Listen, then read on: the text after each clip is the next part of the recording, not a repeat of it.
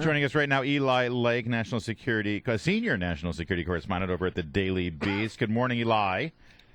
Good morning. Good morning. How are you? Me on. So yesterday, we got reports about Turkey, and this phase of Turkey supposedly is one of our allies there in this fight against ISIS, but they seem to be holding their fire literally with regard to ISIS on their border because is it that they're sort of okay with the fact that ISIS is rampaging their way through Kurdish territory right now?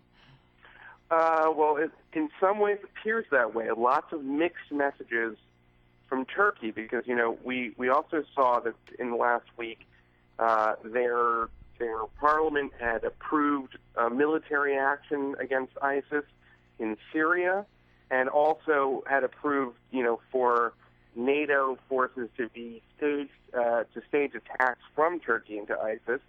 But I think at this point what, it's very clear is that for the Muslim Brotherhood government right now, in Ankara, it's more important to see sort of tragedy befall the Kurds, and particularly the groups that the Kurdish fighters that are there now, than it is to attack ISIS on their border. And it's particularly troubling because we know that the Turkish intelligence service has at times been supportive of ISIS, and that the Turkish government, or Turkey itself, is the country that many of the Western recruits for ISIS will travel through, most of them, to get to Syria to join ISIS.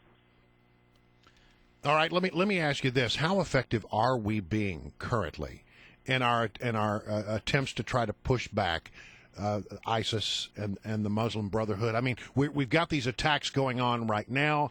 I've seen some reports that suggest we're really not having that big an impact. In Iraq, you have to say that even the airstrikes were very effective because we know that ISIS was perilously close to toppling Erbil, the capital of the Kurdish region. And after the airstrikes, not only did they back off, eventually Iraq was able to recapture the Mosul dam. In Syria, these strikes have not been effective in the same way because there isn't any kind of equivalent ground force in Syria that the U.S. is coordinating with. So it's really kind of shots in the dark. I loved your article. I want you to talk about it. That the Free Syrian Army, they pushed Assad soldiers out of town south of Damascus, and lo and behold, they found something very, very interesting just a few miles from the Golan Heights.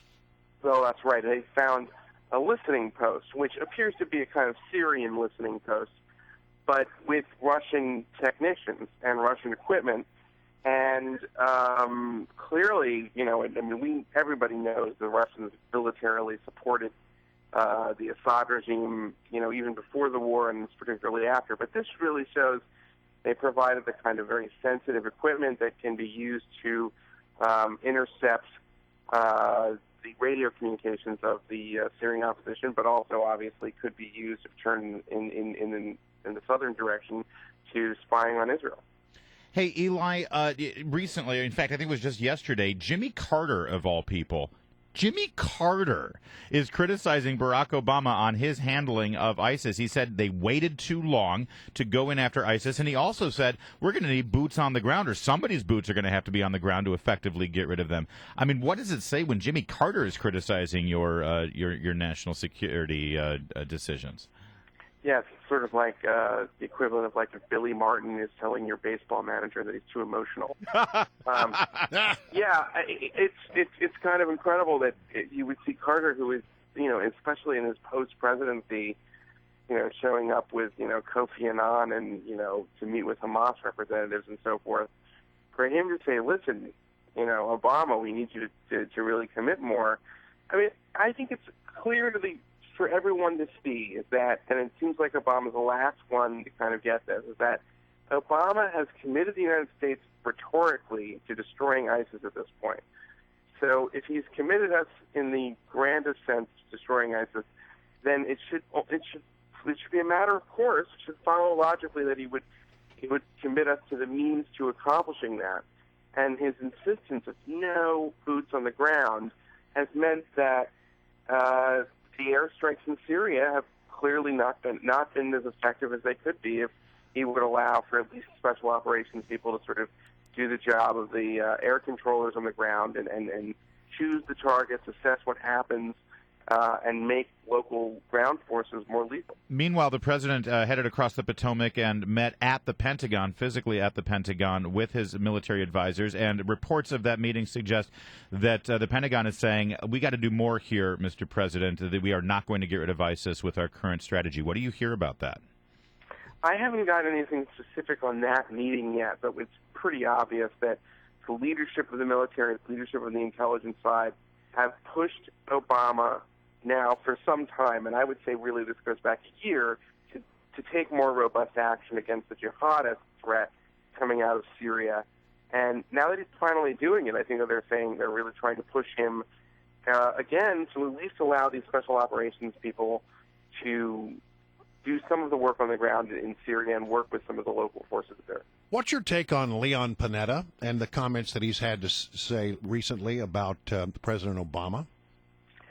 My view of this is, I mean, there's two ways you can look at it. One is we know that Panetta very close to the Clintons, and we know that, Hillary herself 2 months ago in an interview in the Atlantic took a shot at, in a very similar way to the Obama foreign policy, saying, don't do stupid stuff is not a foreign policy. And in some ways, Leon Panetta's memoir is a kind of continuation, at least when it's critical of Obama, on that theme. But I think it's also the fact that Leon Panetta was the director of the CIA, he was the Secretary of Defense.